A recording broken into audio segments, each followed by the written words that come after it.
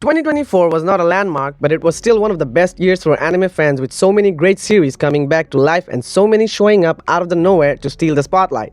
And with the year almost ending, it's time for us to look back again and try to rank the shows that we have watched in a list of top 10. For number 10, let's start with Orb on the movements of the Earth.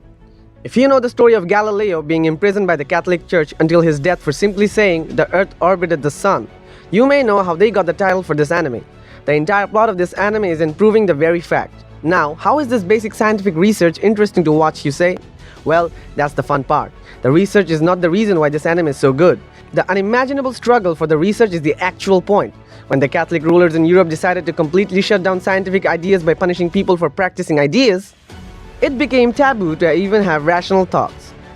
Scientists and philosophers were hunted and were marked as heretics. It was the age of faith and the church was absolute. But truth cannot be stopped, and that's what the protagonist, Rafal, and his comrades are out to prove. His devotion to God did not make him blind to see facts, and that's why he started his journey to spread this to the people of the Dark Ages. The simple yet deep pursuit of the truth of these characters is the true beauty of this anime. We had a lot of mind-blowing actions this year, but Orb simply hit differently with its impactful theme. Number 9. Shangri-la Frontier Season 2. Do you remember the chicken head guy who has always appeared on random feeds or memes in the past year?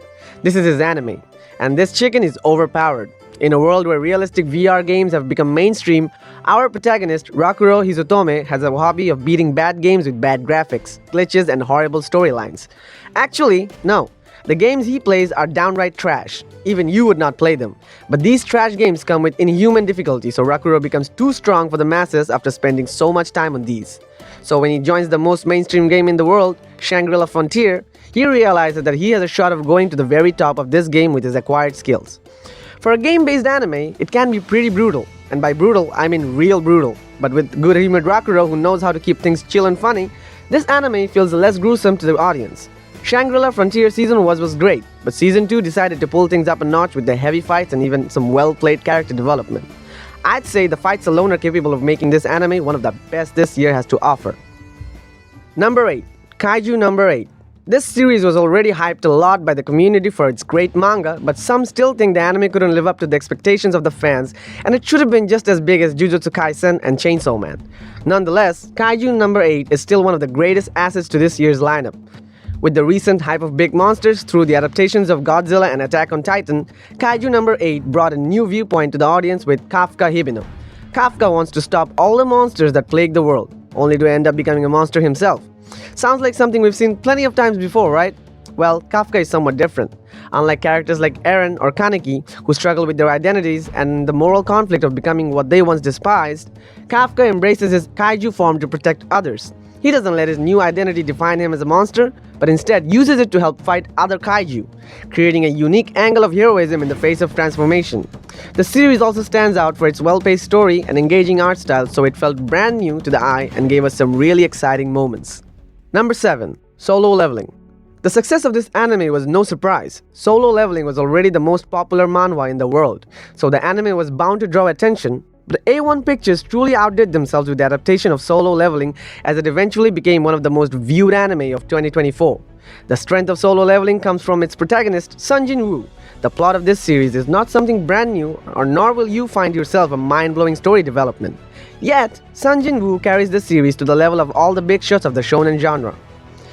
In a world where hunters, humans who possess magical abilities, must battle deadly monsters to protect the human race from certain annihilation, Sunjin Woo is notorious for being the weakest hunter in the world.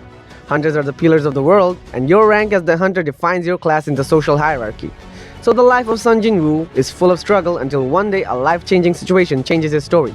He becomes the only hunter in the world who can level up and become stronger. You may have seen this type of story 100 of times already, and almost all of them end up bad. But Solo Leveling knows how to deliver a story. With some really tense fights and a protagonist who doesn't give a damn about your feelings, this anime had everything one needed to get their blood pumped. Well, if only the plot was on par with all this, I'd probably have kept it a lot higher on my list. Now, on to number 6, we have Mushoku Tensei Season 2 Part 2. While the first part of Season 2 was quite dull with Rudius adjusting to his school life and getting hooked up with Sylphie, Part 2 takes things to a different level. When the newlywed Rudius gets an SOS from his father to save his mother from an S-class dungeon in the Beggarit continent, he leaves on a journey to get his mother back and reunite with his father. The theme of journey is a very well-known trait of this anime, so you see the usual change in pace as Rudius travels to a different continent. Things seem real nice at first with him, reconnecting with his father and friends, and meeting his beloved Roxy for the first time in many years. But as you know, nothing in life is so simple and smooth. Something disastrous happens during Rudius' rescue mission that changes his life forever. This season was full of drama and twists, which felt completely different from part 1 of this season, which solely centered on Rudius getting his erectile dysfunction cured. The fight sequences were also a delight to the eye, considering how peaceful this anime is all the time. And even without the change of pace, Mushoku Tensei has become consistent in getting into the ranks of the top 10 of each year it gets a season. And even without the change of pace, Mushoku Tensei has been consistent in getting into the ranks of the top 10 of each year it gets a season, so why would this year be any different? You may not like Rudius, but the charm of his world is undeniable. Number 5. Dungeon Meshi. While no one thought that a cooking fantasy could be a success with just cooking and humor in it, Dungeon Meshi proved everyone wrong with its solid story. It is by no means a groundbreaking piece of fiction, but the way it compiles its world building with such well-detailed characters and sticks truly to its core plot point, it is by all means a masterpiece. The story was about Laios, a knight and his companions on a quest to rescue his sister Fallen, who was devoured by a dragon in the labyrinthine dungeon. Short on supplies and funds, the group decides to survive by cooking and eating the monsters they encounter. Along the way, they meet Senshi, a dwarf skilled in monster cuisine who joins their journey. And thus starts the cooking. With a world detailed enough to emphasize its smallest aspects, this group conquers dungeons and creates newer standards for a gourmet by showcasing how monsters can be a delicacy. This part actually reminds me a lot of Toriko, but this one tries things a bit differently with the LOTR type fantasy setting. Food is the main point of this anime, but the comedy was the best part of it, which made everyone look forward to its newest episode each week this year.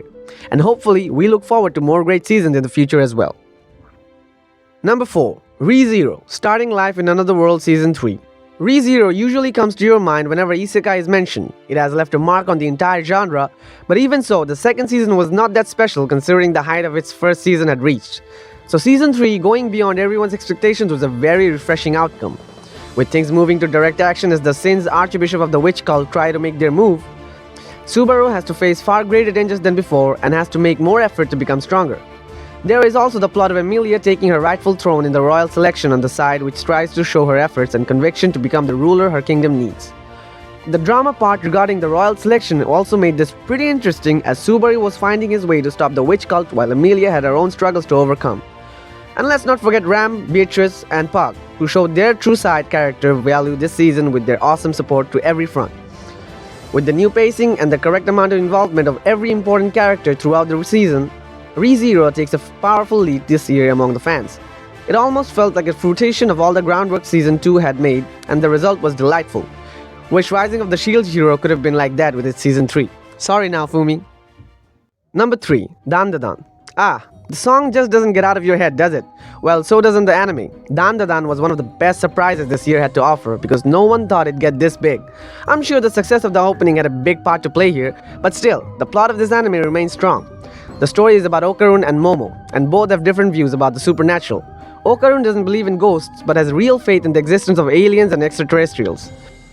While Momo is skeptical about aliens, but has real connections to ghosts and spirits.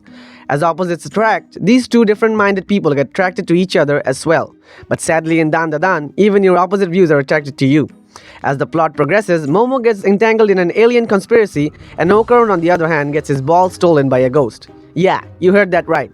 So with both their worlds going upside down, these two now face their disbelief and try to beat the plot of some unseen evil force, be it aliens or ghosts.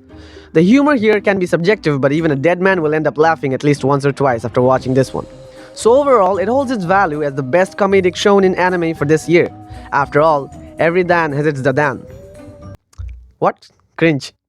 Number 2. My Hero Academia Season 7. When MHA first aired, no one expected it to be this big. For this anime, each season has exceeded the expectations of the previous one, so Season 7 was no different. With the ultimate showdown with All for One looming in the corner, the environment and mood of the whole series have gotten as tense as possible. We also see Deku grappling with his role as the successor of One for All, as he grows stronger than ever. And with the quirks of all his predecessors, he might even surpass All Might in his prime. You know things are getting real when the MC reaches close to his peak, with Deku finally taking his role as the lead of the series. Yeah, took you long enough. A shocking revelation unveils the identity of the UA traitor, someone secretly aiding the villains from within the school. The fallout from this betrayal strains the relationships among the heroes, especially Class 1A.